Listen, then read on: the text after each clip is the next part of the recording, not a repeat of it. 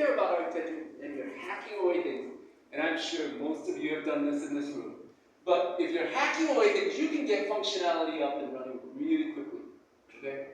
And then slowly over time, you're adding functionality. But if you don't have good architecture, if you don't have good internal quality, what happens over time? The adding of features over time becomes slower and slower because of all the junk that you've created in the system, right? And that's why there's this whole concept of refactoring, right? Refactoring is really around taking time to take the junk out of the systems, to refactor and clean up code that you've kind of messed up. But from an architectural standpoint, sometimes you can't clean up this mess. And in fact, the only way you'll actually get the velocity that you want is to actually rewrite systems. And so we've had to do this before, right? Systems that are 4 or 5 years old have so much cruft into it. You just say, forget it, we can't even, we'll spend more time cleaning up the stuff than just rewriting.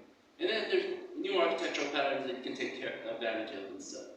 But, the famous story for this, well, again, I'm going to date myself. My first job out of college was a relational database company called Ingress. Ingress, sure you haven't heard of it. Yeah. Oh, wow. There you go. Ingress was the reference implementation of a relational database at UC Berkeley. So, relational databases were just coming out when I started working. That's kind of funny to say now.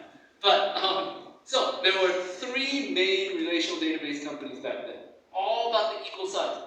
There was Ingress, which was the reference implementation. There was Oracle, and then there was Sybase. 3 companies, all about the same size. Where we are now. Oracle is where we are, and Ingress is dead. It's like, I think CA bought them out, and they're like used by very small companies. And then Sybase, of course, got bought out by Microsoft. Look, the reason I say that is everybody in the industry back then knew that Ingress was a superior technology product. Oracle was a